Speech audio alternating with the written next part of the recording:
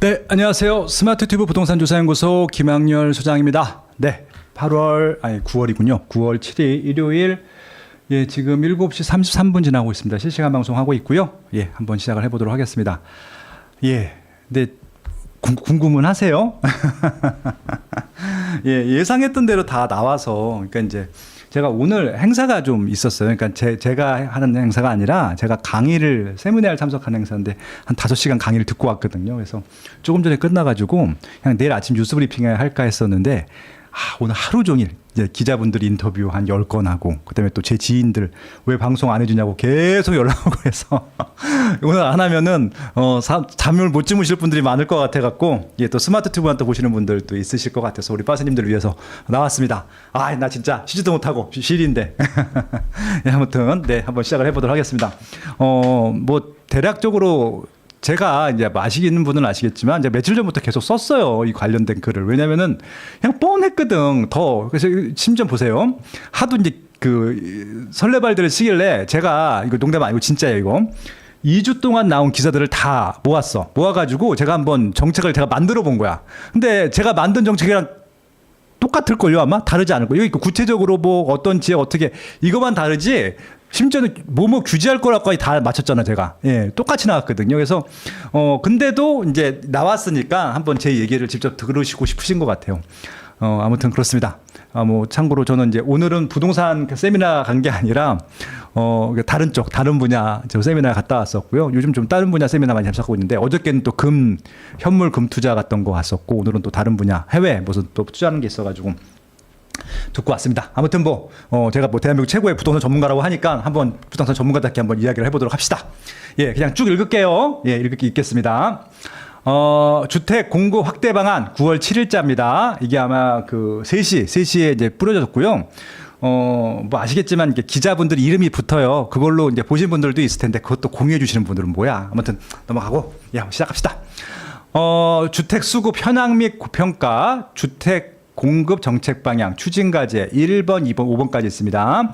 수도권 주택 공급 확대 및 조기화, 도심 내 공급 주택 확대, 민간 주택 공급 여건 개선, 부동산 시장 거래 질서 확립, 주택 시장 수요 관리 내실화, 기대 효과 및 향후 계획까지 해서 51페이지인가 되는 것 같습니다.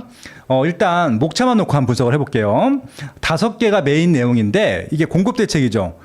근데 공급 대책에 대한 내용들이 3개 파트, 2개는 요 4번, 5번은 뭐죠? 규제. 그러니까 이게 진짜 진정한 의미의 공급 대책이었으면은 규제 얘기는 하면 안 되죠, 여기서. 예, 그냥 공급만 얘기했어야지. 일단 벌써, 이분들이, 그러니까 이 정책을 만드신 분들이, 자신이 없는 거야, 일단. 이 목차부터 보면 알거든요. 자신이 없어. 예, 자신이 없다라고 하는 부분들 알 수 있다. 그렇게 좀 보도록 하고요. 하나 보도록 하겠습니다. 1번 파트가 이제 뭐였죠? 수급 및 현황. 그러니까 수급이 중요하니까. 제가 이 수급이 중요하다는 얘기 때문에 내가 오늘 아침 칼럼으로 수급 칼럼을 썼어요, 심지어는. 예. 그러니까 제가 블로그에 올린 칼럼들은 여러분 꼭 보세요. 괜히 올려놓는 게 아니거든요. 제가 요즘 논문을 많이 봐요. 되게 많이 보거든요. 이겁니다, 이거. 금리는 사이클의 크기를, 수급은 가격의 층. 결국은 우리가 사이클을 중요시하는 거예요. 공급을, 가격이 중요한 거예요. 우리는 살 가격이 중요한 거잖아요. 그러면은 수급이 더 중요한다는 거지. 금리는 중요하지 않습니다. 근데 계속 또 이상한 있잖아요. 하락 카테고리에 포함되신 분들은 계속 금리 얘기를 하잖아요. 금리 때문에. 근데 아무튼 부동산은 가격이 제일 중요하고요. 가격은 수급으로 결정된다는 것만 기억해 두시면 될 것 같습니다. 그래서 써놓은 칼럼이니까 이것도 꼭 읽어보시고요. 그래서 아무튼 봅시다. 서울 아파트 매매가격 상승률은 상승폭은 축소되고 있으나 소폭의 상승세 유지하고 있다. 그냥 결론은 그냥 오르고 있다야. 오르고 있다. 오르고 있지 않으면은 공급대책에 나왔을 리가 없잖아요. 간단한 논리죠. 예, 넘어가도록 합시다. 근데 중요한 거는 주택 보급률이 이미 110%가 넘었다라고 하는데, 여기 좀 재밌는 것도 생겼습니다. 제가 지금 책을 쓰고 있어요. 아마 다음 주 정도에 일단은 예약 판매 링크 뜰 텐데, 무조건 사요. 이 방송 보시는 분들 의리로. 아무튼 그 책에도 나오는 얘기예요. 이게 제가 이제 데이터를 다 조사를 해보니까 이게 되게 이례적인 건데, 뭐냐면은 서울이 주택 보급률이 낮은 것들은 다 아는 사실이잖아요.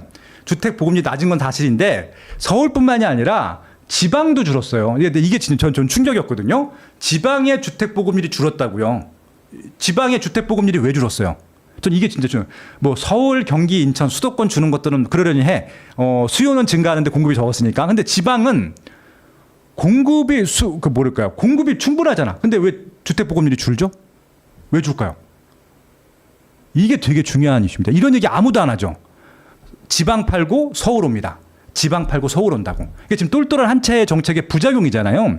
그래서 이거 되게 이상한 거거든요, 이거. 그래서 이 포인트도 기억해 두시면 될 것 같습니다. 이 자세한 얘기는 제가 이제 다시 쓰는 대한민국 부동산 사용 설명서라는 책이 나올 건데 거기 잘 써놨어요. 이 얘기도 다 담아놨습니다. 제가 어떻게 알고 다 썼을까? 참 신기하다.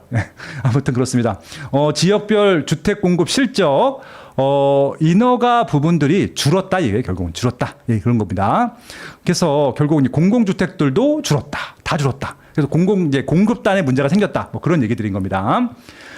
그래서 이 굉장히 매년 낮아지고 있고 뚜렷한 개선세가 없는 상황이기 때문에 특단의 조치가 필요했다. 그래서 오늘 공급정책이 나왔다.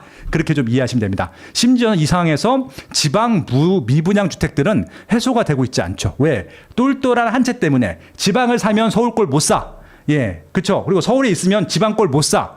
왜냐면은 취득세, 보유세, 양도세는 중과가 되어 있으니까. 그래서 제가 늘 말씀드리지만 공급 대책에 제가 이번에 뭐가 포함되어 있어야 된다 말씀드렸죠.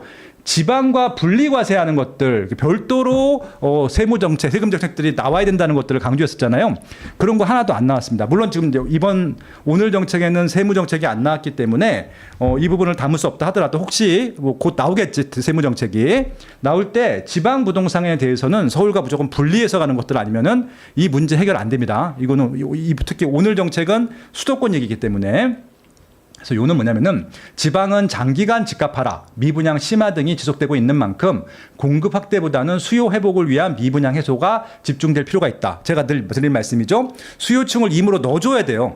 수요층을 그래서 직장을 옮기네 이런 쓸데없는 소리 좀 하지 말고 투자자들을 넣어주면 돼. 투자자들을. 그러니까 지방 투자하는 데 있어서 어떤 누구도 방해하면 안 돼요. 그렇게 안 하면 지방은 해결될 가능성이 제로입니다. 제로. 그래서 아마 지금 세무 부분들이 제일 중요한 문제이기 때문에 대출은 솔직히 2순위입니다. 세금이 1순위거든요.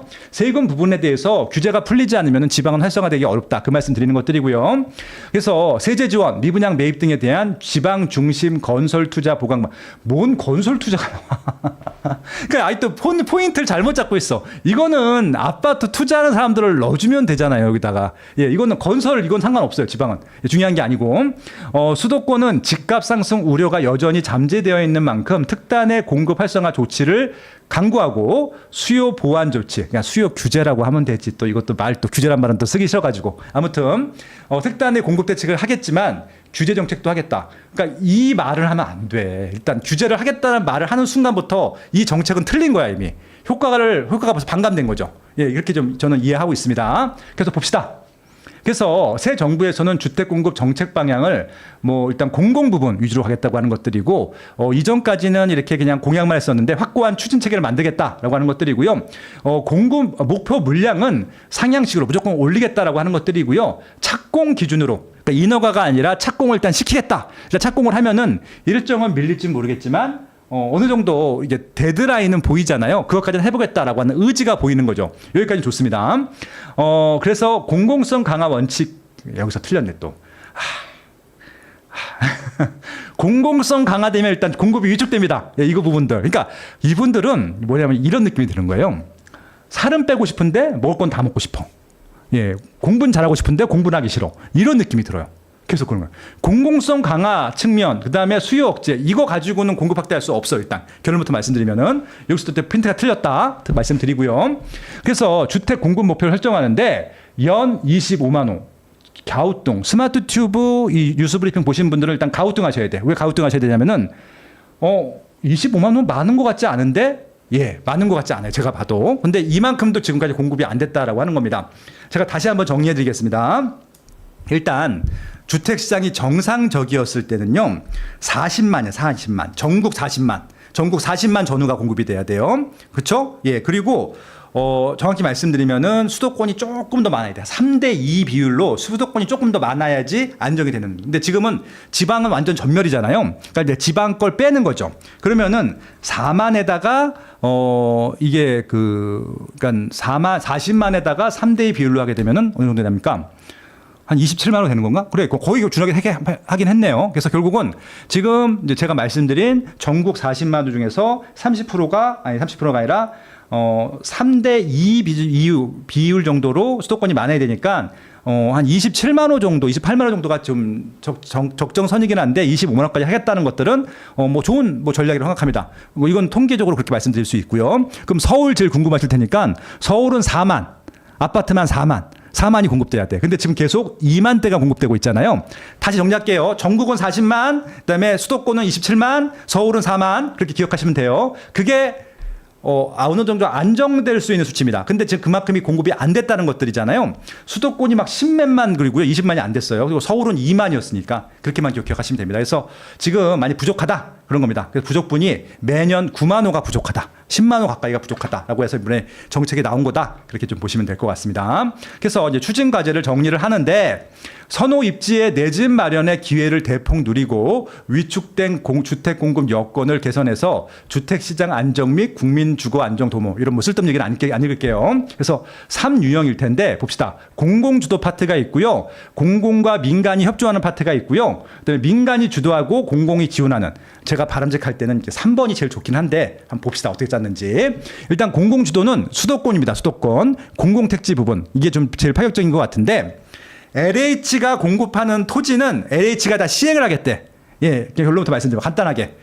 지금까지는 LH에서 시행을 하지 않고 용지를 팔았잖아요. 그래서 용지를 산 민간업자들이 분양을 했었는데 이게 공사비가 올라가니까 PF가 안 돼서 공급을 못 했잖아. 그래서 결국은 지난 한 5년, 6년 동안에 수도권 용지를 샀는데 공급 많은 민간 업체들이 많아갖고 심지어는 그 민간 업체에서 받은 뭐 파주 운정, 동탄 이 입지 좋은데도 용지를 반납했죠. 계약금 포기하고. 예, 그런 것들을 보다 안타까워서 너희들 그냥 하지 마. 내가 할 거니까. 여기는 땅도 좋은데 GTX 역세권인데 왜 공급을 안 하는 거야? 그래서 LH가 시행을 하고 그냥 시공사 하나 붙여가지고 시공사 브랜드로 하는 겁니다. 그러니까 조합 방식으로 하는 거죠. 도급제로. 예, 그렇게 한다는 얘기입니다. 뭐 이거는 좋은 뭐 선택인 것 같습니다. 빨리 할 수만 있다면. 근데 이거의 맹점 좀 이따 말씀드릴게요. 도심 공급이 있습니다.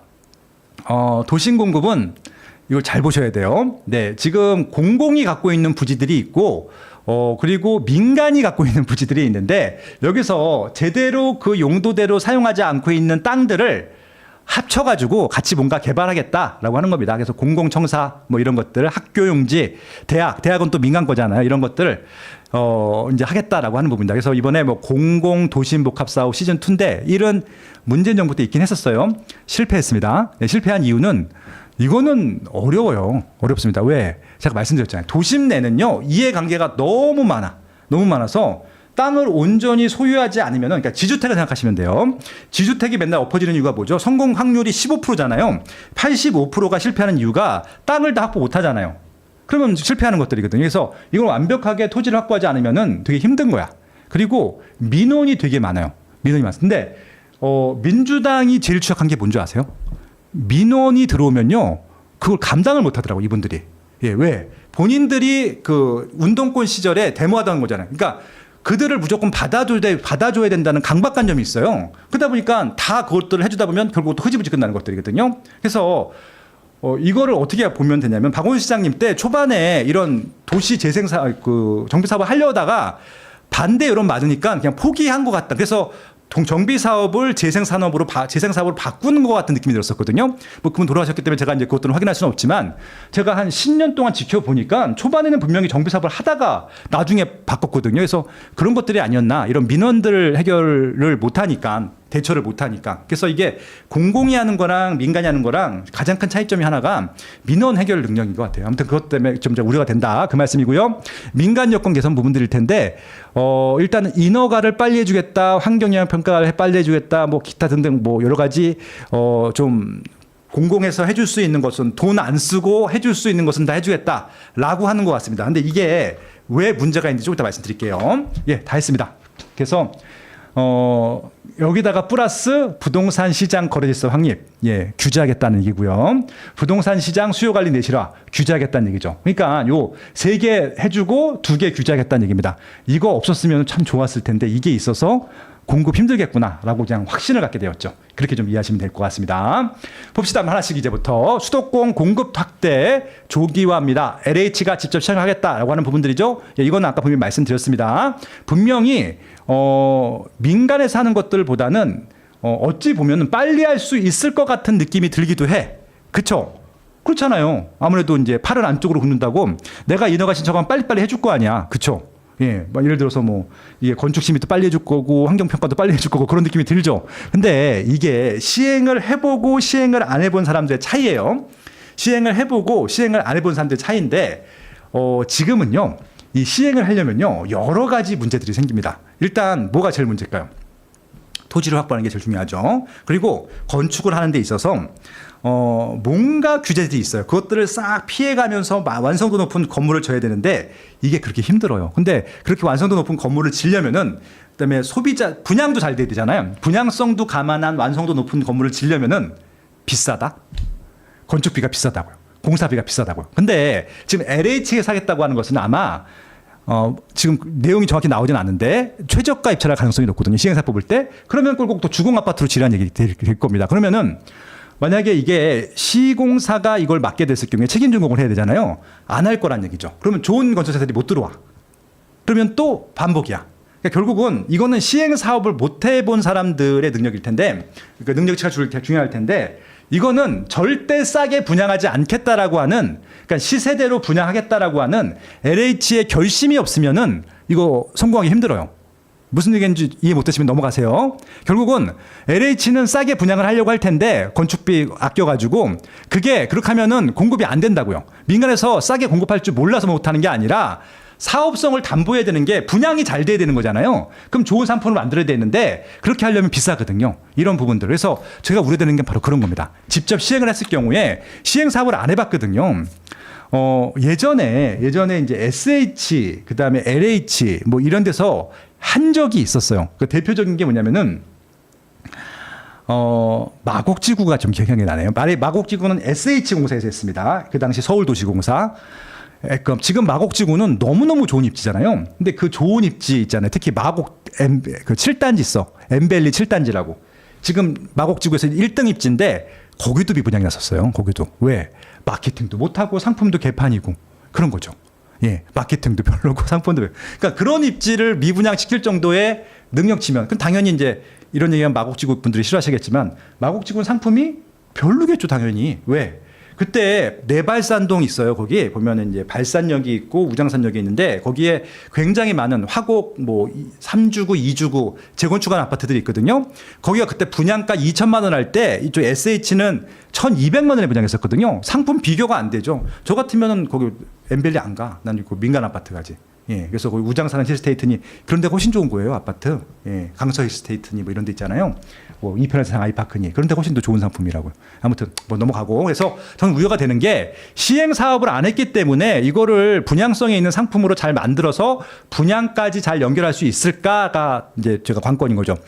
임대 아파트는요. 임대 아파트는 뭐 알아서 하시는 거죠. 그건 뭐 분양하는 게 아니니까. 근데 지금 중요한 건 뭐냐면은 지금 정부 지침이 공공기관, 공기업이라 하더라도 부채 비율 줄이라고 특명을 내렸거든요. 근데 아시다시피 LH공사는 부채 비율을 줄일 수가 없는 구조인데 이 시행하게 되면요. 부채 비율이 본의 아니게 증가할 거예요. 급증할 겁니다. 그래서 그것들에 대해서 정치적으로 뭔가 타협이 있어야 될 것 같아요. 합의가. 예, 그런 부분들. 예, 그렇게 좀 이해하시면 될 듯 하고요. 쭉 넘어가겠습니다. 나머지는 뭐 제가 읽어본 거 이상으로 없을 거니까. 그리고 LH가 소유하고 있는 비주택 용지의 용도 전환 정량화. 이게 무슨 얘기냐면은 아파트로 공급하는 것은 아파트로 공급할 수 있는데 용도가 아파트가 아닌 용도가 있었어요. 이게 이렇게 생각하시면 되는데 이게 뭐냐면은 신도시가 있어요. 그러니까 1기 신도시가 인기가 좋았죠. 근데 2기 신도시를 이제 개발을 하는데 2기 신도시가 지금 반 정도밖에 성공을 못 했거든요. 그래서 성공을 못한 심지어는 2기 신도시 중에서 이게 노무현 대통령 때부터 시작했던 2기 신도시가 아직도 용지 분양이 안 끝난 게 있었거든요. 근데 2기 신도시는 왜 인기가 없는 것이냐? 분석을 해봤더니 자급자족이 안 된다는 거예요. 그게 무슨 얘기냐면 일자리가 없어. 그래서 2기 신도시 살면서 양주 신도시에 살면서 파주 운정에 살면서 김포 한강 신도시에 살면서 거기서 일을 하는 것이 아니라 서울까지 와야 돼. 그래서 이것들이 불편하니까 거기 안 가죠. 싸더라도. 미분양이 나고 가격이 안 오르죠. 그러니까 이것들에 대한 단점을 보완하기 위해서 이번에 3기 신도시를 어떻게 합니까? 두 가지를 다 병행합니다. 이 위치를 1기 신도시보다 서울에 더 가깝게 배치해놨어. 그렇죠? 그래서 1기는 위치도 가깝고 거기다가 또 자급자족을 하기 위해서 꽤 많은 용지들을 자금 용지라 그래서 주거가 아닌 뭐 상업시설, 오피스시설 들어갈 수 있는 용지로 바꿔놓은 겁니다. 그런 겁니다. 근데 그렇게 해놨더니 이기 신도시도 그렇게 만들어놨겠지 당연히. 이기 신도시도 만들어놨는데 그 이기 신도시 그 용지나 3기 신도시 그 용지들을 하나라도 아파트 숫자를 늘리기 위해서 아파트로 전용할 수 있도록 뭐 용도를 바꾸든지 아니면 여기다 아파트 지을 수 있도록 그렇게 바꿔주겠다는 얘기입니다. 그럼 법을 바꿔야 되겠죠? 예, 그렇죠. 이거 이해하시겠습니까? 그래서 그 비주택 용지는 기존에는 아파트 용지, 자급자족을 시키기 위해서 아파트 용지가 아니었었는데 오피스가 들어오거나 상업실에 들어올 용지였는데 여기다가 아파트 숫자를 늘리기 위해서 이것들을 바꿔주겠다라고 하는 겁니다. 예, 근데 이게요, 이거 진짜 좀 드릴 말씀이 많은데 이거 간단히 넘어갑니다. 이게 핑퐁 게임이야. 뭐냐면 또 바꾸잖아요. 나중에 또 상업시설 부족하다고 또 뭐라고 해요. 바꿔놓으면 이게 진짜 저 거짓말처럼. 상업시설 용지를 주거로 바꾸잖아요? 그럼 또 나중에 상업시설 용지 부족하다고 또 뭐라고 해요? 또 바꿔놓잖아요? 또 뭐라 그래서 왔다 갔다 이렇게 됩니다. 그럼 이거 제일 좋은 방법이 뭐죠? 광역교통망 깔아주는 겁니다. 이번에 그 얘기 하나도 다 빠졌어. 저는 1기, 2기, 3기 그 외에 택지개발지구 있잖아요. 뭐 유사한 것들, 뭐 그 보금자 주택들. 그 지역 활성화하는 것들은요. 자금용지니 주거용지 그게 중요한 게 아니라 메인 일자리랑 출퇴근을 편하게 해주면 되는 거잖아요. 그럼 GTX A, B, C, D까지 깔아주면 다 끝나거든요. 그러면은 양주도 좋고 D 가면 저 김포 한강신도시 하는 거라서 결국은 파주 운정도 살고 다 살 수 있어. 이기 신도시. 그러면은 주택 문제를 저는 이렇게 물리적으로 125만 채 공급하는 것들보다 광역교통망은 지금부터 시작하면 딱 5년밖에 안 걸리잖아요. 이게 훨씬 빠르지 않을까요? 저 공공택지 시작하면요 10년 걸려요. 10년 아무리 빨라도 다 깔려면 전체 다 완성되는데 15년 걸리고. 근데 광역교통망은요 오늘부터 요이 땅 하면 5년 만에 끝나. 그러면 이게 더 낫지 않아요? 돈도 훨씬 조금 들고. 광역교통망은 돈 진짜 조금 들어요. 그러니까 한 노선당 2조에서 4조밖에 안 들거든요. 예. 그러니까 이번에 우리가 15만 원씩 받았잖아요. 그거 15만 원씩 주는데 13조 들었잖아요. 13조. 그러니까 13조면은 이 광역교통망을 3개 이상 깔 수 있어요. 그러면 지금 A 다 깔았으니까 B, C, D를 깔 수 있단 말이죠. 이거 하는 게 낫지 않을까? 그러면은 신도시 살아날 수 있을 것 같은데. 그래서 거기서가 그냥 그러면은 만약 교통이 좋아지잖아요. 그러면은 굳이 그 인기 없다고 하는 상업시설 용지를 주거로 바꾸지 않아도 일자리 들어오지 않을까요? 대기업들 들어오지 않을까? 하다못해 중소기업으로 들어가지 않을까요? 그럼 다 살아나는 거잖아요. 그럼 차라리 이렇게 우리 15만 원씩 받지 말고 이번에 또 준다고 하는 받지 말고 GTX를 깔아달라고 우리가 청원 넣으면 어떨까? 예, 그런 생각이 드는 거죠. 예, 그렇게 좀 제가 좀 아이디어 바꿔봤습니다. 다음, 네. 수도권 공공택지 사업 속도 제고 및 공공 여력 확충일 텐데 제가 이건 안 읽을게요. 짜증나서 못 읽겠어. 왜? 이거는 그냥 인허가만 해주면 되는 거잖아. 지금까지 할 수 있었는데 왜 안 했어? 이거는 별도의 노력이 필요한 게 아니잖아요. 그냥 하면 되는 겁니다. 그렇죠? 근데 지금까지 왜 안 했냐고 질문하시면 뭐라고 답변하실 거예요? 관리 감독을 안 해서? 뭐 인력이 부족해서? 예, 이거는 그냥 해주시면 돼요. 해주시면 됩니다. 뭐 더 이상 말 붙일 것도 없어. 예, 넘어갑시다. 우수 입지 공공택지 분양 촉진. 네. 그래서 우수 입지라고 하는 것은 뭐 입지가 좋은 데라고 할 수 있겠죠. 그래서 뭐 두 가지겠죠. 서울까지 출퇴근이 편리하거나 아니면은 자체 일자리가 있거나 뭐 그런 겁니다. 이런 데다가 분양 촉진 이런 데들은요.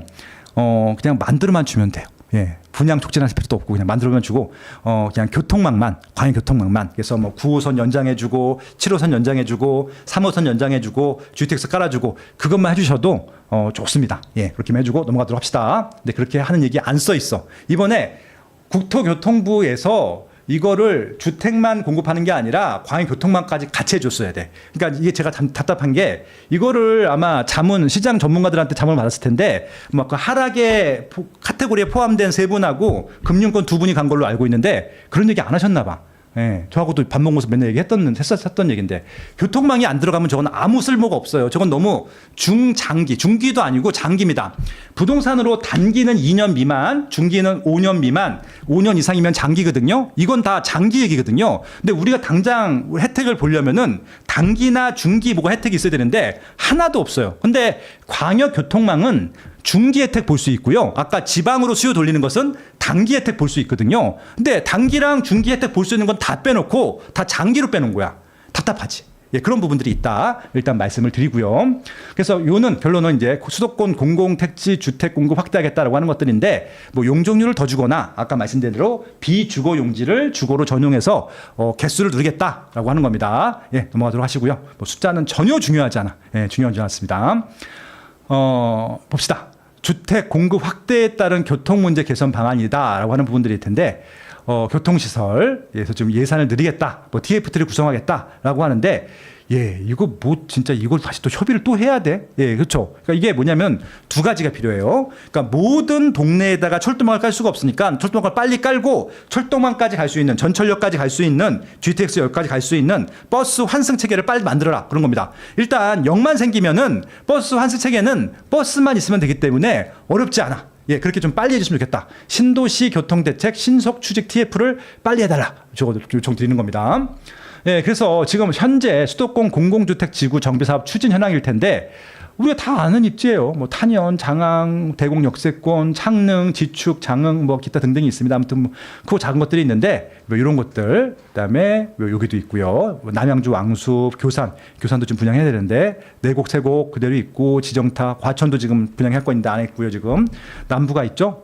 네, 그렇습니다. 그래서 여기 수원, 뭐 화성까지, 오산, 세격까지 다 있습니다. 그렇게 좀 보시면 될 것 같고요. 네, 그리고 이제 경기도의 신도시, 예, 아까 경기도 인천의 신도시 얘기를 했고요. 지금부터 이제 도심 내, 어찌 보면 가장 관심이 많은 이제 분야일 수도 있겠죠. 도심 내 노후 시설, 유유부지를 활용할 수 있겠다라고 하는 부분들일 텐데, 일단 서울 주요 입지에 있는 준공 30년 이상 경과된 노후 영구 임대, 공공 임대주택을 재건축하겠다라고 하는 겁니다. 그러니까 SH나 LH가 만들어 놓은 임대 아파트들이 있어요. 상계동에도 있고요. 그리고 이제 우리 가양동, 등촌동 가면은 반이 다 임대 아파트잖아요. 네, 맞잖아요. 그렇죠. 그 행복주택들도 있고, 우리 목동 아파트 13단지, 14단지 그 앞에 그 양천역이라고, 양천구청역이라고 있잖아요. 거기에 차량기지 있는데 그 위에가 행복주택이잖아요. 그런 것들을 얘기하는 겁니다. 30이 넘었기 때문에 그런 거 재건축해서 쪽수를 늘리겠다라고 하는 부분들이죠. 뭐 이런 것들은 뭐 좋은 방법입니다. 다만 이거 예산이 필요하죠. 이거 하게 되면은 LH는 또 돈이 부족하겠죠. 그래서 이런 것들도 뭔가 좀 주고받는 게 있으면 좋을 것 같아. 예, 그래서 이제 예를 들어서 양천구청 역세권 같은 경우는 그 민간한테 주고, 그래서 뭐 그 유통 기업들 있잖아요. 막 롯데나 신세계나 이번에 쿠팡 하면 주지. 쿠팡, 예, 쿠팡이나 무신사 같은 거. 무신사도 그 실버타운 개발하던데 그 무신사 보고 그 양천구청역 역세권 개발하라고 하세요. 그거. 예, 거기 행복주택 있거든요. 다 부시고. 용적률 많이 줘가지고 3분의 1은 달라고 하고 3분의 1은 너희 가져. 이렇게 하면은 무신사 돈 잘 벌잖아요. 쿠팡도 돈 잘 벌고. 그런 데다가 한번 맡겨보면 어떨까 싶기도 한데. 예. 그렇잖아요. 뭐 신세계도 좋고 롯데도 좋고요. 근데 요새 신세계 롯데는 돈이 없다고 할 테니까 요새 좀 현찰 많이 들어오는 기업들 있잖아요. 예. 네이버한테도 한번 만들려고 해도 좋을 것 같은데. 그렇죠? 예. 그렇게 좀 하면 어떨까 하는 생각이 듭니다. 다음 뉴스 봅시다. 쭉쭉 넘어가고요. 노후 청사 재정비 복합 진구, 뭐 도심의 우수 입지 공책, 노후 공공청사 국유지 재정비에서 28,000 가구. 그러니까 이 얘기는 좀 여러분 정말 식상하죠. 예, 너무 식상할 텐데 뭐 유휴지, 뭐 운전면허 시험장, 청사. 근데 이 시설들이 왜 이렇게 제가 이제 이 부동산 연구원 활동을 한 지가 25년이 됐거든요. 25년이 됐는데 26년 차구나 벌써. 26년 차가 됐네. 예, 26년 차가 됐는데 이거 제가 정말 연구원 때, 그러니까 제가 막 3, 4년 됐을 때부터 나왔던 얘기거든요. 그러니까 20년이 넘었다는 얘기죠. 근데 저거 왜 개발이 안 되고 있을까요? 개발이 안 되고 있을까요? 네? 왜 개발이 안 되고 있을까요? 두 가지 문제인데, 하나는 일단 돈이 없고요. 또 하나는 뭐냐면은, 또 하나는 저거를 책임지고 추진할 세력들이 없어요. 그러니까 저거 일단 뭔가 이제 제가 사업을 해보신 분들, 시행 사업을 해보신 분은 알 텐데 계속 모든 게 다 인허가를 받아야 돼요. 모든 것들 또 빠꾸 맞으면 또 빽당하면 또 수정해서 또 가서 올리고 막 이거 왔다 갔다 이게 스트레스 받는 일인데 그거를 주저하면 안 돼. 그러니까 받고 빽하고 다시 제출하고 빽하고 다시 받고 이걸 왔다 갔다 하면서 이걸 해야 되는데 그것들을 공공이라고 안 하는 게 아니라 해야 되거든요. 그거를 전담할 사람들이 없죠. 자기 일도 아니고 자기 집도 아닌데. 예, 그래서 못한 거예요. 그래서 혹자는 또 그래요. 이게 결국은 일반 법이기 때문에 힘들어서 못하는 것이다. 특별법을 만들어야 된다. 라고 하면서 특별법을 만듭니다. 특별법은 이제 일반 법의 상위법이기 때문에 특별법이면 한 번에 끝낼 수 있다. 한번 만들어 보세요. 한 번에 끝나나 안 끝내나. 예, 한번 해보세요. 그렇게 해서 좀 해보셨으면 좋겠습니다. 저도 진짜. 이거는 대통령님이 한마디를 해주셔야 될 것 같아요. 그냥 내 임기 내에 상암 운전면허 시험장, 도본 운전면허 시험장 책임지고 40층 아파트로 만들어라고 한마디만 해주면 좋겠어. 예, 책임지고 그냥 우리 이재명 대통령님께서 그냥 뭐 예를 들어서 용산구청 저거 내 임기 내에 다 부셔버리고 50층짜리 아파트로 만들어버려 이렇게 한마디만 해주면 좋겠어. 되나 안 되나 안 보게. 예, 안 된다니까 그게 힘들어요 생각보다. 예, 그래서 저거 이제 제가 문재인 정부 때도 얘기하지 않았어요? 2017년도부터 1년마다 2년마다 주기적으로 반복될 거라고. 계속 반복되고 있잖아요 지금. 예, 2017년부터 반복됐으니까 지금 한 4번, 5번 반복됐죠? 근데 보세요. 또 반복될 거예요, 저거. 1년 후에 2년 후에 또 나와요. 여러분들 까먹을 때쯤에. 그러니까 제 얘기를 기억하시는 분도 있을 겁니다. 반복될 거라고. 예, 그래서 이거는 계속 나올 얘기인데 이번에 특별법을 만들겠다고 하니까 만들어서 한번 추진을 해보라고 하시죠, 뭐. 예, 근데 어려운 일이고 이거는요, 누가 개인적으로 책임을 져야 돼. 그래서 이게 공공이 힘든 이유 중에 하나가 공무원분들이 그거 하기 힘들잖아요. 내 게 아닌데. 근데 민간은 그걸 하면은 내 거잖아요. 그리고 인센티브도 많이 받아. 개발 잘하면. 근데 공무원은 저 일 잘하잖아요. 일을 또 하나 시켜요. 정말 아이러니한 게 일을 못하면 일을 안 시키는데 공무원들은요. 일을 잘하면 일을 또 줍니다. 일이 다 몰리죠. 과로사하고 막 그렇게 되는 거예요. 그러니까 안 하려고 그러죠. 당연히. 그래서 저거는 한번 잘 얘기해 보시면 좋겠어요. 민간 쪽에다가 좀 협력을 해서 하는 게 맞지 않을까라는 생각이 듭니다. 학교용지. 뭐 주거, 문화, 복합 이건 넘어가도록 하겠습니다. 똑같은 얘기니까. 도심 내 유휴부지 똑같죠? 예. 그래서 이제 늘 야 이거 야 신기하다. 그거 안 나왔어. 상암 운전면허 시험제랑 도보 운전면허 시험제 매번 나오던 거 안 나왔네. 그러니까 이거 플러스 알파 이번 새롭게 찾은 부지인가 봐요. 강서구청 가양동 별관. 나 처음 봤어. 강서구청에 가양동 별관이 있는 건 처음 알았어요. 야 몰랐네. 강서구 의회. 예, 강서구 보건소. 요즘 강서구가 왜 찍혔나요? 강서구만 나와요? 왜? 예. 다른 구청은 유휴부지가 없나? 예, 강서구가 찍혔습니까? 지금 강서구청장님이 다른 당인가? 예, 농담이에요. 아무튼 예 그렇다고 합니다. 예, 그런 것들 한국개발연구원 여기서 강의도 했었는데죠. 위례 업무용지, 성균관대 야구장 이거 도봉역 있죠. 도봉역 북부지청 거기 법원 옆에 있는 부지인데 이게 성균관대 야구장도 참 사연이 얄궂다. 예, 왜 그러냐면은 여러분들 그 광진구에 거기가 구이동인가 건대 구역에 스타시티라고 하는 더샵 스타시티라고 하는 거 있잖아요. 거기가 원래 성균관대 야구장이었잖아요. 그 부지가. 그래서 성균관대 야구장 부지가 저 북쪽으로 간 거잖아 이게.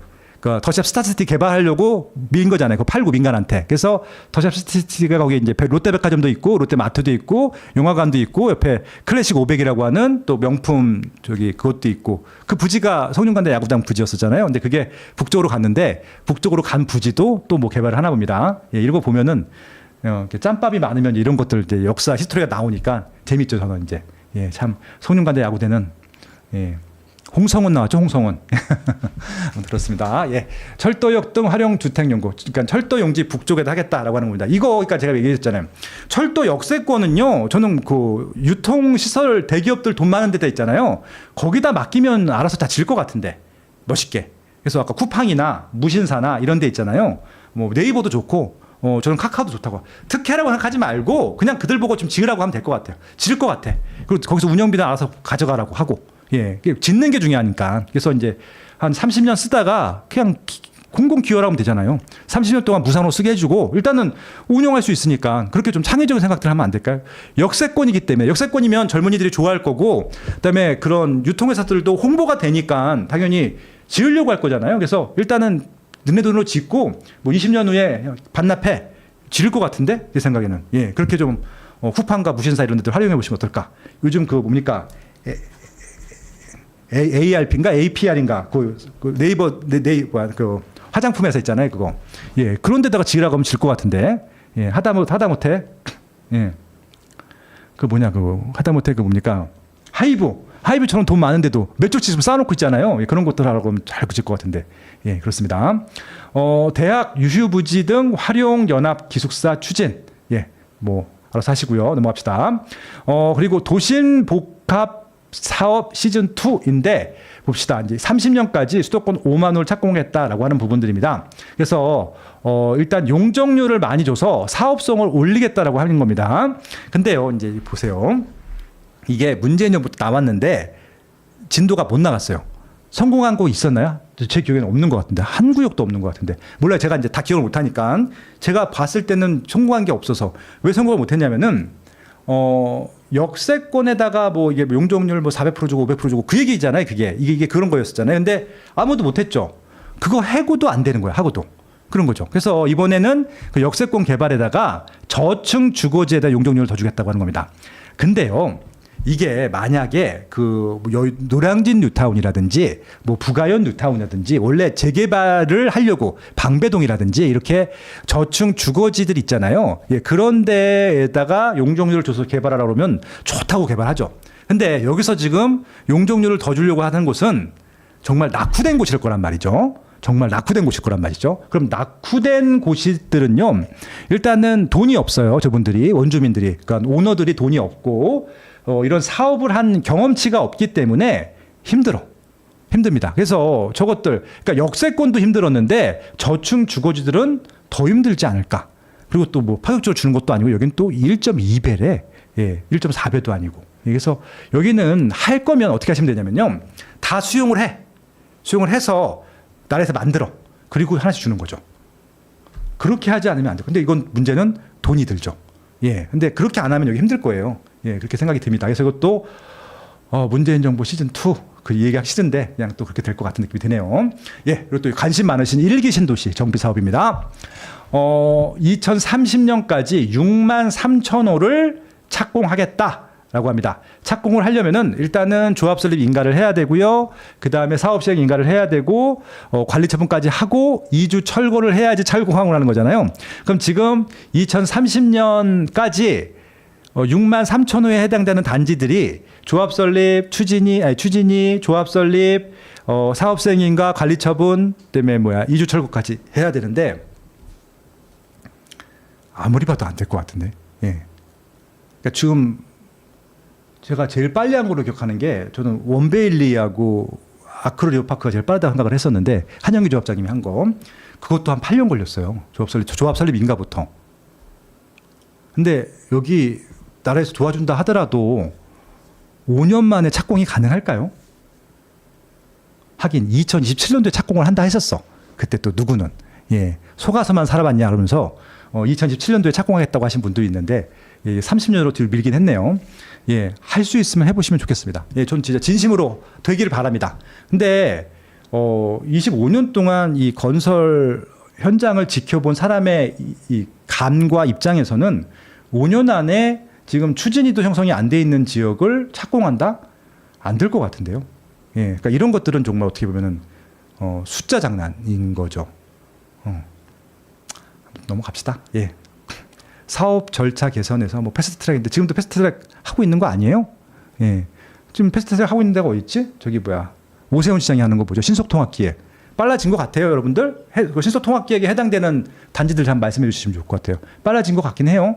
예. 그렇게 해서 얼마나 빨라졌는지. 그래서 어저께인가 인터뷰한 거 보니까 민주당의 박주민 의원이 왜 서울시에선 공급 빨리 안 하고 있느냐라고 이제 한번 이제 공격을 했죠, 오세훈 시장이. 오세훈 시장이 페이스북에다가 참 아무것도 부동산의 부자도 모르면서 그런 얘기 하지 말라고. 18년 걸리는 것을 지금 15년으로 줄여놨다. 그렇게 쓰신 것 같더라고요. 예, 아무튼 빵이 아니다 그러면서. 예, 그때 이따 다시 한번 말씀드리도록 할게요. 제가 정리해 놓은 게 있으니까. 아무튼 그렇습니다. 넘어가도록 하고요. 빈집 정비 활성화. 예, 빈집 정비 활성화 좀 해주시기 바랍니다. 진짜. 근데 이 빈집 정비 활성화로는요, 우리가 원하는 주택 수준도 안 나오고 개수도 안 나와요. 이거는 그냥 말 그대로 어떤 느낌이 드냐면요. 제가 20년 전에 한참 돈이 없어서 부동산 투자를 해야 될 돈이 없을 때 이제 어떻게 하냐면은 계약을 하고 왔어요. 계약을 하고 왔습니다. 대출을 다 받았지. 돈이 모자라. 마이너 통장 다 뺐습니다. 돈이 모자라. 심지어는 내가 보험 든 것 중에서 보험을 깬 것도 있어. 예, 그리고 돈이 모자랐어요. 예, 그런 경우가 있었거든요. 그래서 결국 청약 통장도 깨가지고 아무튼 그 몇십만 원 모자라가지고 그렇게 해서 간신히 보험 깨고 청약 통장 다 깨가지고 계약 잔금을 치렀던 경험이 있거든요. 그래서 속된 말로 영끌을 한 거지. 제가 20년 전에 영끌을 했습니다. 지금 어떤 느낌이 드냐면은 이번 공급 대책에서도 숫자를 조금이라도 늘리기 위해서 정말 이렇게 영끌해서 이렇게 예, 공급 능력을 늘리는. 근데 이런 것들은 안 하셔도 돼요. 그러니까 이게 좀 이렇게 굳이 이것 때문에. 왜냐면 이거 촉 보면 이게 시장 활성화에 도움이 전혀 안 되잖아요, 공급에. 예, 그러니까 이런 것들은 제가 봤을 땐 여기에 들어올 만한 급은 아닌 것 같아요. 이건 하셔도 좋은 일인데 여기 들어올 급은 아니다. 일단 그렇게 말씀을 드리고요. 정비사업제도 종합 개편이다라고 하는 부분들. 그래서 이제 향후 5년 동안에 23만 원 정도 착공 지원을 하겠대요. 뭐 절차 간소화를 하고 초기 사업비를 지원하기도 하고 뭐 그다음에 뭐 사업 역량을 강화시키고 무료 무상 컨설팅. 그래서 일기 신도시는 지금 무상 컨설팅 하고 있는 것으로 알고 있는데 뭐 그렇게 하겠다라고 합니다. 예, 그렇게 해주시면 좋을 것 같고요. 근데 여러 가지 이런 것들보다 제일 좋은 거는요. 용적률 더 주는 거예요. 예, 용적률 더 주는 겁니다. 그리고 공공기여 덜 뺏어가는 겁니다. 예, 용적률을 더 주고 공공기관 덜 뺏어가도 활성화 될 겁니다. 예, 그리고 나중에 한번 따져보시죠. 예, 그래서 이건 진짜 뭐 서울이든 지방 경기도 마찬가지일 텐데 이들은요 정비 사업을 하면요 일단 군침을 흘려요. 공공에서 지자체에서. 왜요? 뭘 뺏어갈 수 있을까? 왜냐하면 지금 본인들 돈을 안 쓰고 수건 과제를 해결하는 것들이거든요. 그래서 서울시도 마찬가지고 경기도도 마찬가지인데 뭔가 좋은 사업장이 있으면 군침을 흘리는 거죠. 그래서 생색낼 거 없을까? 그리고 이들이요 이게 될지 안 될지 중요하지 않아. 일단은 이슈화를 합니다. 왜? 정치인들은 그게 되게 있거든요. 이게 추진되든 안 되든 그게 중요한 게 아니라 내가 매스컴의 가운데 있는 게 중요해.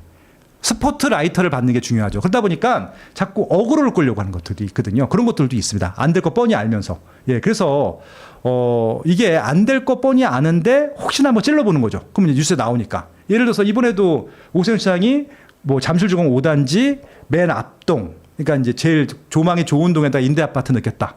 압구정 현대아파트에다가 맨 앞동에 있는데 그게 어그로잖아요. 저는 그렇게 안 될 가능성이 높다고 생각하는데 그것 때문에 모든 언론사들이 기사를 써주거든요.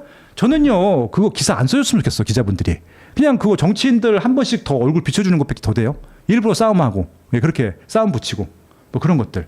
예, 그래서 그게 어그로거든요. 결국 한번 이게 블랙 마케팅이라 하더라도 매스컴이 한 번이라도 얼굴도 비치고 싶은 그 정치인들의 욕망이거든요. 그래서 그런 것들은 이제 안 나왔으면 좋겠다는 생각도 듭니다. 아무튼 예 이게 있는데 최대한 좀 땡겨서서 일기 신도시는 다른 거 모르겠습니다. 일단 용적률 좀 더 주시고요.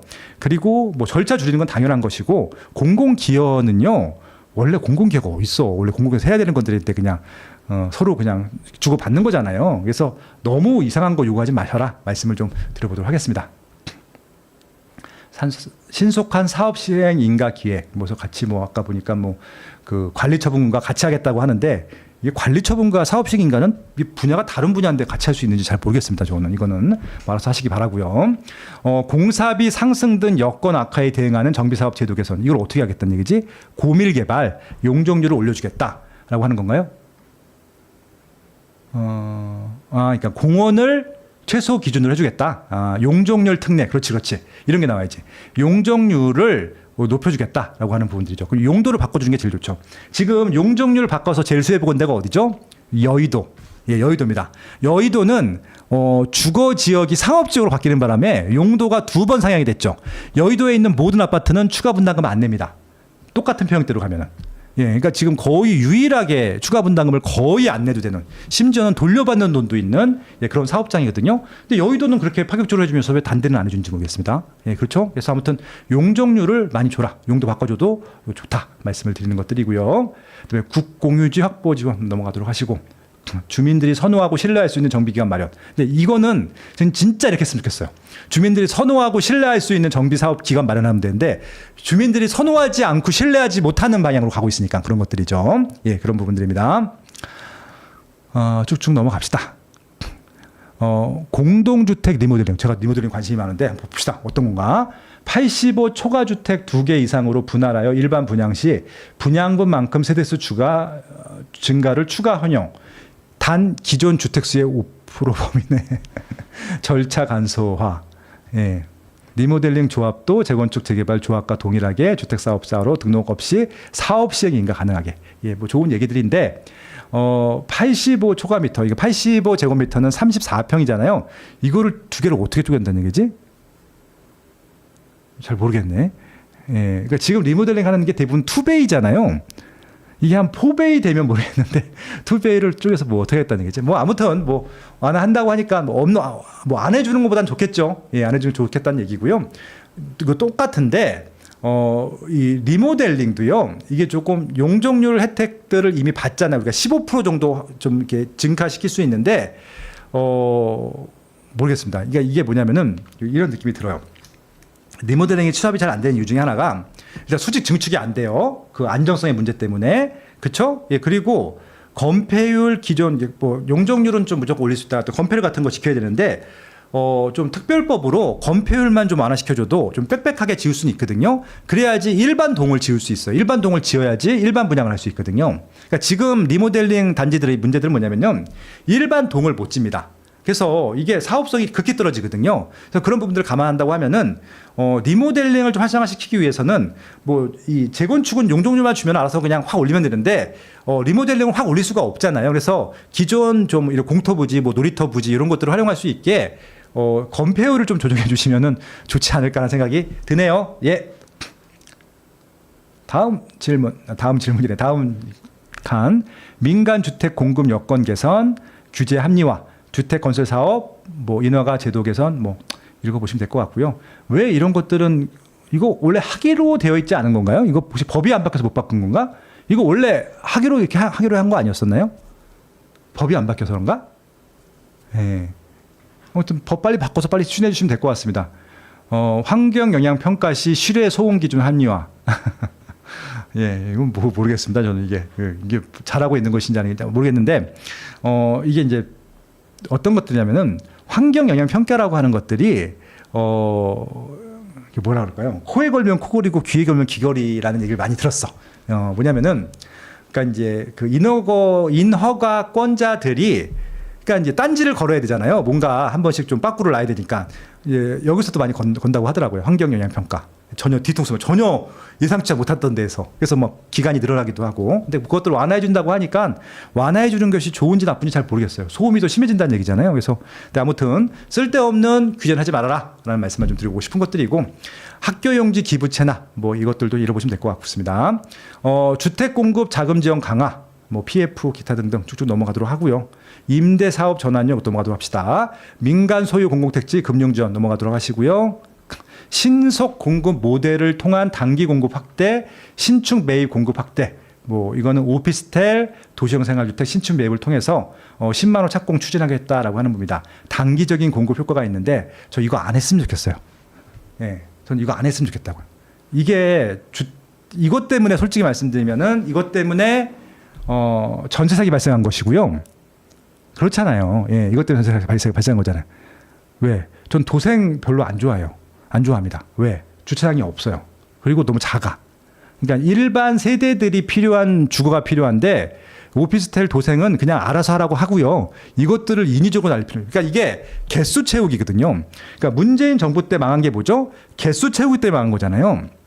개수 채우려고 하다가 개수 채우는 것들보다 실질적으로 효과가 나오는 것들 이미 시행착오 겪었잖아요. 우리 겪었잖아. 그러니까 이 개수 채우기보다 조그만 거 쪼개서 더 많이 만드는 것들보다 그냥 수요를 돌리는 것들, 광역 교통망 만드는 것들, 이걸로 단기 수요 잡고요. 효과를 보도록 하고 중장기는 좀 제대로 만듭시다. 그래야 나중에 우리 후손들을 위해, 우리 후배들한테 쪽팔리지 않을 수 있을 것 같아서.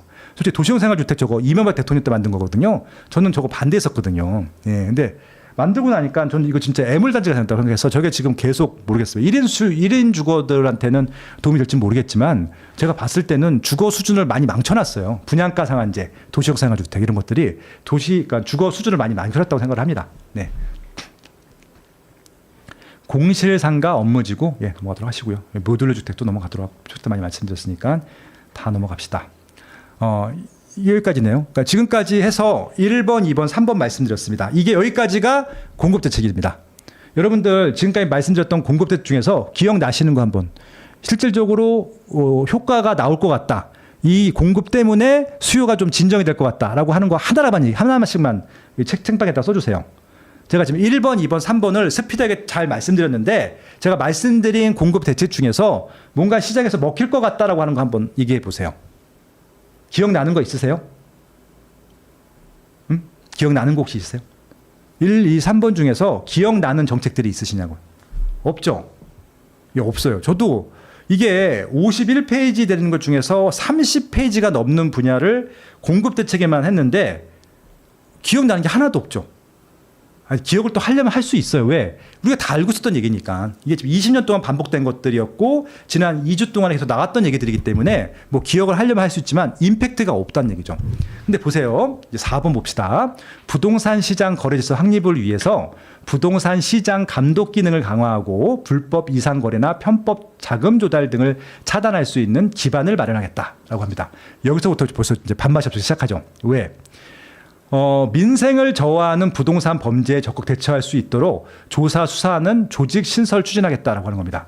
그러니까 제가 이제 이 말씀드리고 싶은 게 뭐냐면은 보세요. 일단 읽어볼게요. 기획부동산 허위 매물, 그 다음에 위법 위침 사례, 뭐 이런 기타 등등이 있습니다. 그리고 매매 계약 신고 어쩌고 저쩌고 있습니다. 그 다음에 불법 의심 사례, 불법 이상 거래, 자금 출처 투명성, 뭐 그렇죠. 여기까지 하겠습니다. 제가 말씀드린 것 중에서 부동산 공급에 활성화될 만한 정책이 뭐가 있죠?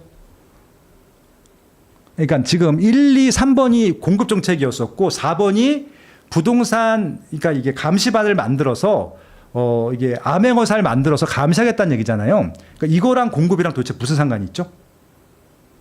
그러니까 공급이랑 무슨 상관이 있냐고. 그러니까 이걸 하는 것들에 대해서 뭐라고 하는 게 아닌데 굳이 공급 대책에다 이걸 붙이는 이유가 뭐예요 도대체? 공부를 하라는 얘기야 말라는 얘기야. 사라는 얘기야 말라는 얘기야. 예. 그러니까 이건 진짜 4번은 정말 뜬금없는 정책을 갖다 붙인 거예요. 그러니까 이분들이 도대체 뭐라는 사람인가 싶기도 하고 생각이 있는 분들인가 생각이 들기도 하고 그래요.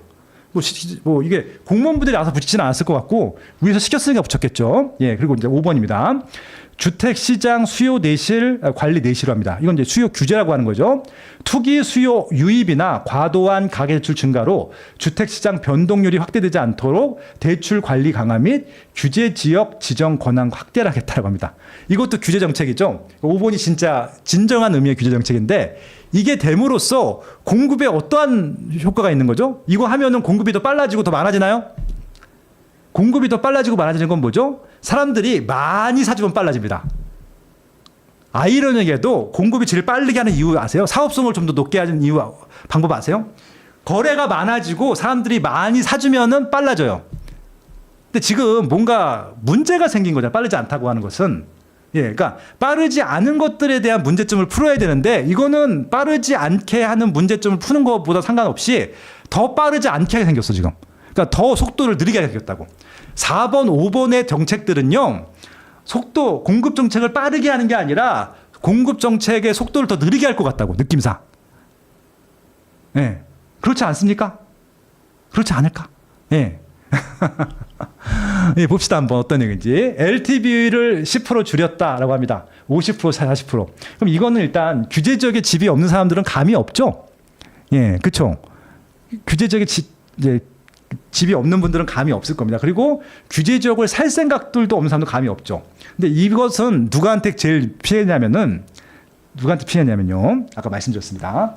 저처럼 돈이 없는데 뭔가 살려고 돈을 마련하는데 돈이 없어. 그래서 적금도 깨고 보험도 깨고 마이너스 통장도 받고 뭐 회사에 대출을 받고 이런 사람들 있죠. 말 그대로 중산층도 안 되는 사회 초년생들 30대들만 피해를 봐요. 되게 아이러니하게도. 이게 50대, 60대, 70대들 부자들은 피해를 안 봐.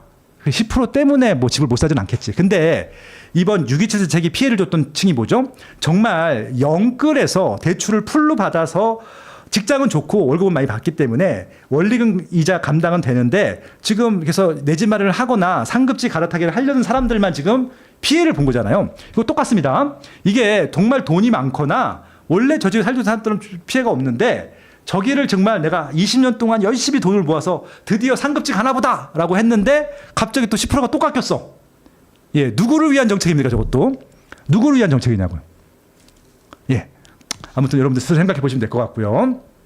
그리고요, 주택 매매 임대사업자 대출을 이제 빵원으로 하겠다. 빵원으로. 이거 이제 말씀드려 볼게요. 그러면 그럼 주택 매매 사업자 이게 정말 나쁜 제도라고 하면은 주택 매매 사업자 제도를 없애면 되는 거 아니에요?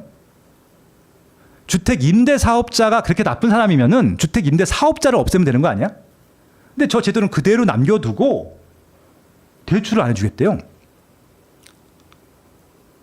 좀 이상하지 않아요? 그럼 뭐 주택 매매는 뭐 투기라고도 할 수 있다라고 볼 수 100배 양보해서 했다고 치는데 임대 사업자는 임대 시장에 전세나 월세를 내놓는 사람들인데 이분들은 임대 물건 내놓지 말란 얘기잖아요. 그러면 이들이 내놓지 않는 전세, 월세 물건들은 정부에서 내주겠다는 얘기인가요? 지자체에서 주겠다는 얘기인가? 예? 그것들에 대한 답변은 없어요. 이거 제가 이제 이거 발표했을 때 국토부 장관님이나 국토부 차관님이나 기획재정부 무슨 분들한테 질문 안 하셨어요? 이런 얘기?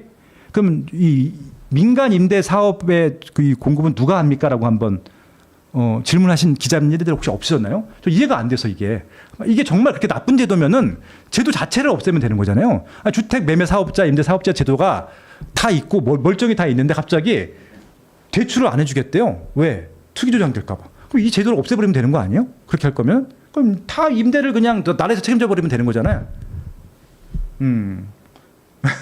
이해가 안 돼서 제가 이걸 왜 없앴는지. 그리고 이게 왜 공급 대책이랑 무슨 공급을 줄이고 있잖아요. 지금 임대 물건을 줄이고 있잖아.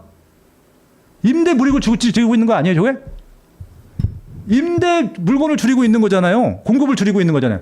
우리가 신규 아파트를 공급해야 되는 이유는 내 집 마련하는 것뿐만이 아니라 시장에 전세랑 월세를 공급하기 위한 것들이 있는 거잖아요.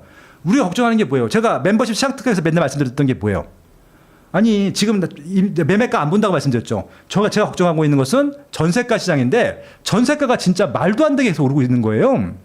제가 며칠 전에 해드렸잖아 이거.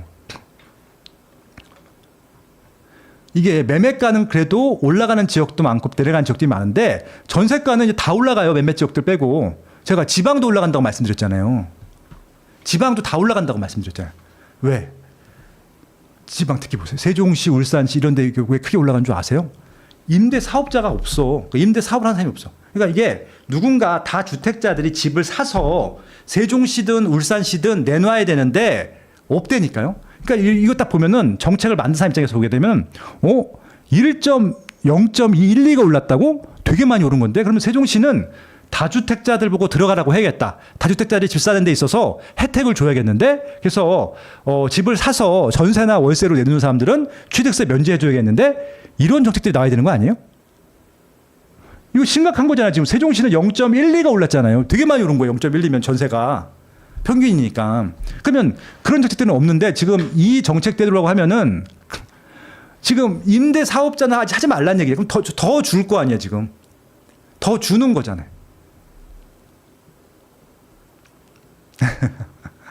예. 전세 대출 일어나 뭐 아무튼 뭐 이제 전세 대출을 보증해 주는 기간이 3개가 있었는데 제일 싼 금액 싼 대로 허그로 그러니까 예를 들어서 SGI 그러니까 서울보증보험은 3억이었고 주택금융공사는 2.2억이었고 주택도시보증공사는 2억인데 2억으로 모르겠을 때 하향 평준화했다 그런 얘기입니다. 예, 그러니까 이 얘기는 뭐냐면은 1주택자를 하더라도 너희 이거 저기 갭 투자잖아. 왜 너네가 살 집도 아닌데 왜 사도라고 하는 거는 배가 아파서 못 봐주겠다는 얘기인 거죠. 근데 이번에 국토부 장관님이나 몇몇 이번에 장관님들 이렇게 하신 거 아니었나요? 외국 가실 때 이렇게 투자하고 가신 거 아니었냐고. 저 개포주공 1단지 그렇게 해놓으시고 가신 거 아니셨나요? 그렇게 알고 있는데 두 분 다. 맞죠? 예. 그럼 이런 제도가 없었으면 그거 어떻게 하려고. 예, 넘어갑시다. 예, 못 들은 걸로 하세요. 예. 아무튼 주담대 금액별 주택 신용보증기금 출연료율 차등조정안 넘어가도록 하시고요. 이것도 좀 황당했어. 참 이거 진짜. 이거는요. 토지거래 허가구역 지정권 확대 있잖아요. 이게 주택 공급이랑 도대체 뭐가 관련이 있지? 네. 그러니까 이게 도대체 뭐가 관련이 있냐고. 주택 공급과. 이건 완전히 규제. 그러니까 제가 규제의 극단치가 토지거래 허가구역을 말씀드렸잖아요. 이거는 투기 과열지구나 투기 지역보다 더 심한 규제거든요. 어찌 보면 토지거래 허가구역은 아파트 규제를 하면 안 되는 법이잖아 원래. 왜? 이게 매칭이 안 되니까. 근데 토지만 규제하라고 만든 법을 아파트로 규제하는 겁니다. 그러니까 이건 말도 안 되는 땡깡 법이죠.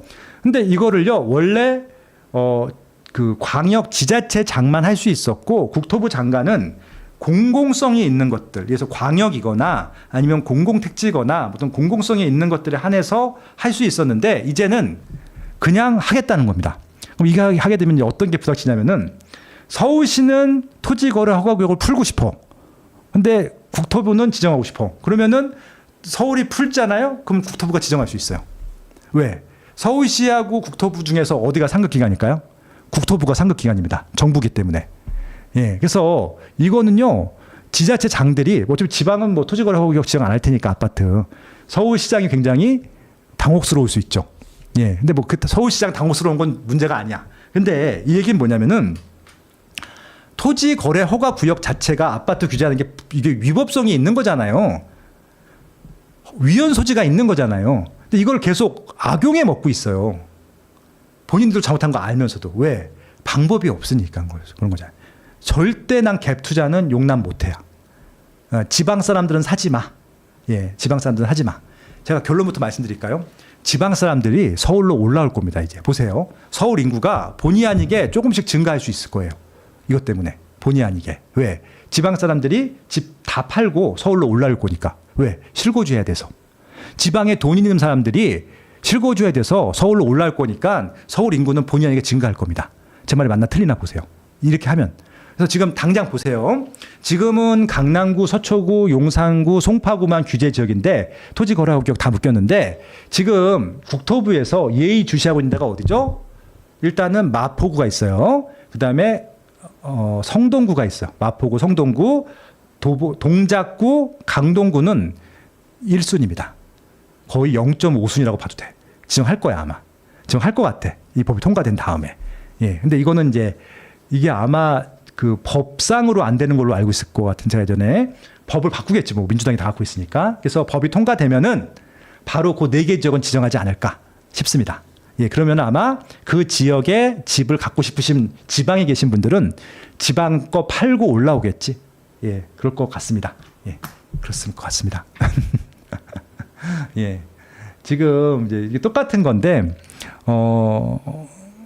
미국으로 지금 굉장히 많이들 가는 거 아시죠? 그리고 아부다비, 두바이, 그다음에 뭡니까? 싱가포르 이사 많이 가고 있는 거 아시죠?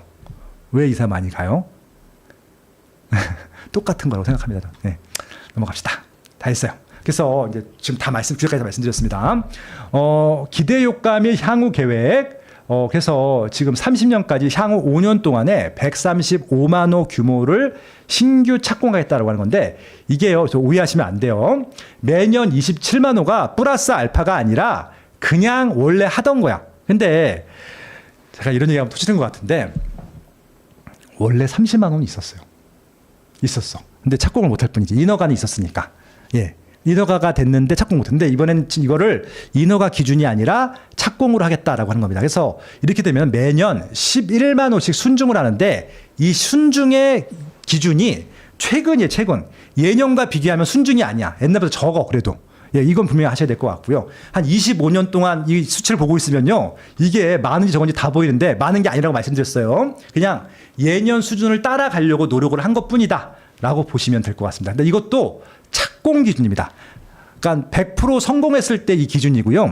아시겠지만 지금도 착공을 못하고 있습니다. 맞죠? 분양을 못하고 있습니다. 맞죠? 왜? 여러 가지 뭔가 있어. 문제점들이 있습니다. 민간에서도 못 풀고 있고 공공에서 못 푸는 문제들이 있는데 일단 선언을 했습니다. 착공을 시키겠다라고. 일단은 의지가 들어갔기 때문에 지금보다는 조금 더 가속화되고 착공을 더 많이 할 것으로 느껴지지만 목표는 늘 목표지만 목표를 초과 달성한 적은 단 한 번도 없어요. 유일하게 목표를 초과 달성한 사람은 전두환 대통령과 노태우 대통령밖에 없습니다. 모르셨죠? 예, 그러니까 그때는 군사정부 시절이라서 밀어붙일 수가 있었죠. 수용 빨리 해버리고 그냥 밀어붙였죠. 그러니까 빨리 끝냈지. 그래서 뭐 상계동 이런 데들 좀 아픈 과거가 있잖아요. 상계동 올림픽이라는 영화도 있고. 예, 그래서 그런 것처럼 아픈 과거에서 밀어붙이니까 뭐 상계동도 빨리 정착이 됐고 목동도 빨리 서술어섰고요. 그다음에 노태우 대통령은 일기 신도시 를 그냥 임기 내 4년 만에 끝내버렸잖아요. 예, 그런 부분들. 근데 그 이후부터는 김영삼 대통령 이후부터는요 목표대로 끝낸 게 단 한 번도 없어요. 예, 없습니다. 그래서 이것들은 그냥 선언을 한 거다라고 보시면 될 것 같고요. 뭐 아시겠지만 그 윤석열 대통령과 그 이재명 대통령이 후보로 붙었을 때 2017년, 2022년도였나? 2022년도였네 그때. 예, 그때 윤석열 대통령은 5년 동안에 전국 270만 호를 공약했었고요. 이재명 대통령 후보였죠. 그때는 320만 호 공약했었거든요. 둘 다 못 지켜. 어차피 이재명 대통령은 당선이 안 됐으니까 윤석열 대통령은 그 목표한 거에 반의 반도 못했어요. 예, 그렇습니다. 그래서 이게 항상 목표한 거랑 다른 문제가 있을 수 있다. 예, 말씀을 드리는 것들이고요.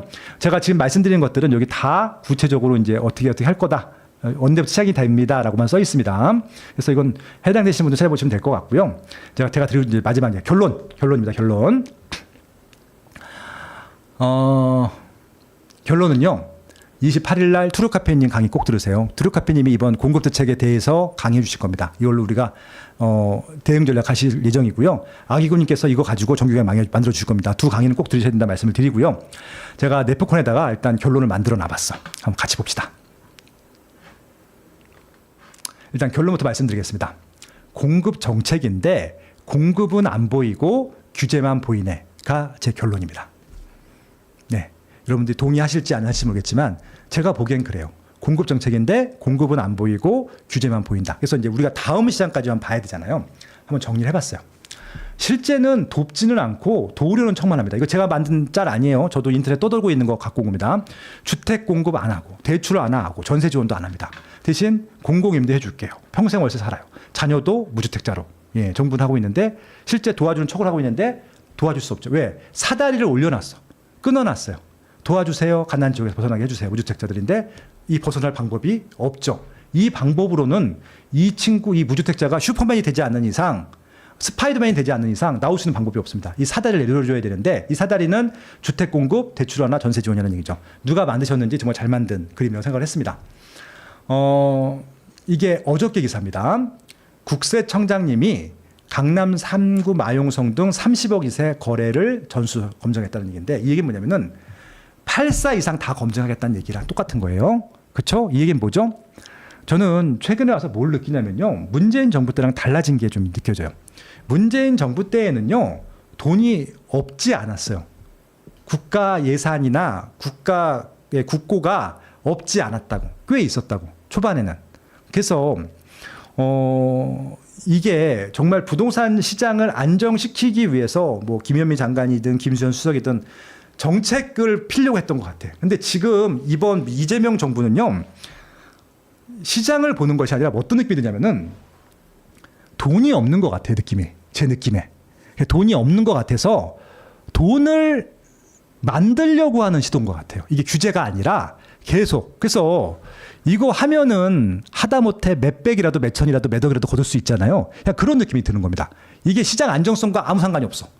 시장 안정성과 상관이 없이 그냥 세수를 확보하려는 느낌이 드는 겁니다. 또 있어요. 예. 종부세 대상 확대를 합니다. 정치권에서 토지분 공제액을 이제 낮추는 거지. 그래서 이것도 한 또 몇십억, 몇백억이 들어오겠지. 종부세 확대, 아직 확대된 거 아닙니다. 근데 이게요, 종부세 올린다는 얘기 저 말고 안순남 세무사님도 했었고, 이장원도 했었던 것 같고, 재박도 했었던 것 같고요. 미울도 했던 것 같아. 그러니까 그들이 피부적으로 느끼는 뭔가 감이 있을 거 아니에요. 그렇죠? 지금 세무사분들이 왜 그런 감이 생겼을까? 뭔가 들은 얘기에서 생기지 않았을까 라는 생각이 드는 거죠. 그래서 종부세뿐만이 아니라 다른 세금들도 조금씩 건들려고 하지 않을까. 또 공시지가 공정시장가에 올리는 것들, 현실화하는 것들도 증서잖아요. 예, 그런 부분들. 예, 이것도 한번 생각을 해봐야 될 것 같고. 예. 이상경 차장님입니다. 아마 실질적으로 지금도 아마 주도하고 계실 것 같고요. 김윤덕 장관님은 저는 바지 사장이라고 생각하고 있고요. 이분이 다 하고 있어요. 서울 집값 급등 원인은 똘똘한 한 채다라고 하는 겁니다. 그러니까 이게 뭐냐면은 저도 똑같은 얘기를 하는데 이분이 하는 똘똘한 한 채 얘기랑 제가 하는 똘똘한 한 채 얘기는 다르죠. 똘똘한 한 채 정책을 버리고 다주택을 할 수 있도록 지방을 하자는 게 그냥 똘똘한 한 채의 부정이라고 하는 것들이고 이분은 뭐냐면은 똘똘한 한 채가 세금을 너무 조금 낸다는 얘기예요.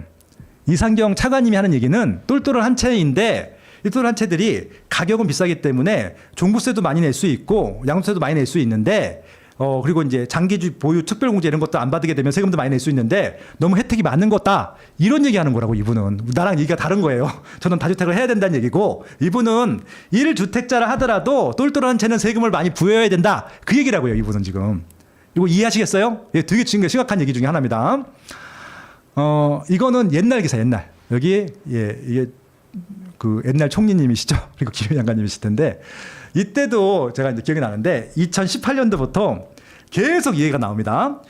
얘기 나왔다가 여론 문매 맞고 들어가고 또 2019년도에 얘기 나왔다가 문매 맞고 또 들어가고 2020년도에 문매 맞고 또 들어갔어. 이게 그 문재인 정부 때 4년 내내 나왔던 얘기야.